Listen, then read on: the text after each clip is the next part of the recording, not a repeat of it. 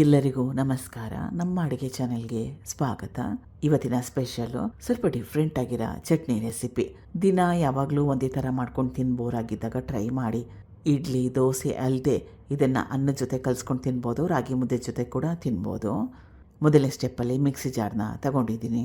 ಹುರಿಗಡಲೆ 50 ಗ್ರಾಮ್ಸಷ್ಟು, ಹಸಿರು ಮೆಣಸಿನ್ಕಾಯಿ, ಕಟ್ ಮಾಡಿ ಇಟ್ಕೊಂಡಿರೋ ಕಾಯಿ ಚೂರುಗಳು, ಸಣ್ಣ ತೆಂಗಿನಕಾಯಲ್ಲಿ ಅರ್ಧ ಹೋಳಷ್ಟನ್ನ ಉಪಯೋಗ ಮಾಡ್ತಾಯಿದ್ದೀನಿ. ಸ್ವಲ್ಪ ನೀರು. ಬೇರೆ ಪದಾರ್ಥಗಳನ್ನ ಹಾಕೊಳ್ಳೋಕೆ ಮುಂಚೆ ಈ 3 ಪದಾರ್ಥಗಳನ್ನ ಚೆನ್ನಾಗಿ ನುಣ್ಣಗೆ ರುಬ್ಕೊಂಬಿಡ್ಬೇಕು. ರುಬ್ಬಿದ್ದಾಗಿದೆ. ಸೌತೆಕಾಯಿ 2 ಸಣ್ಣ ಸೌತೆಕಾಯಿನ ಉಪಯೋಗ ಮಾಡಿದ್ದೀನಿ. ಸೌತೆಕಾಯಿ ಎಳೆದಿದ್ರೆ ಒಳ್ಳೆಯದು. ಸೌತೆಕಾಯಿನ ಕಹಿ ಇದೆಯಾ ಇಲ್ಲ ಅಂತ ಚೆಕ್ ಮಾಡಬೇಕು. ಆಮೇಲೆ ಸಿಪ್ಪೆ ಸಹಿತವಾಗಿ ಕೂಡ ಉಪಯೋಗ ಮಾಡ್ಬೋದು. ನಾನು ಸಿಪ್ಪೆನ ತೆಗೆದಿದ್ದೀನಿ. ಬೀಜ ಬಲ್ತಿರಲಿಲ್ಲ, ಅದಕ್ಕೋಸ್ಕರ ಬೀಜನ ತೆಗೆದಿಲ್ಲ. ರುಚಿಗೆ ತಕ್ಕಷ್ಟು ಉಪ್ಪು, ಮೊಸರು ಸುಮಾರು ಒಂದು 250 ಗ್ರಾಮ್ಸಷ್ಟು. ಮೊಸರು ಹಾಕ್ಕೊಳ್ತಾ ಇರೋದ್ರಿಂದ ಹುಣಸೆ ಹಣ್ಣಿನ ಅವಶ್ಯಕತೆ ಏನಿಲ್ಲ.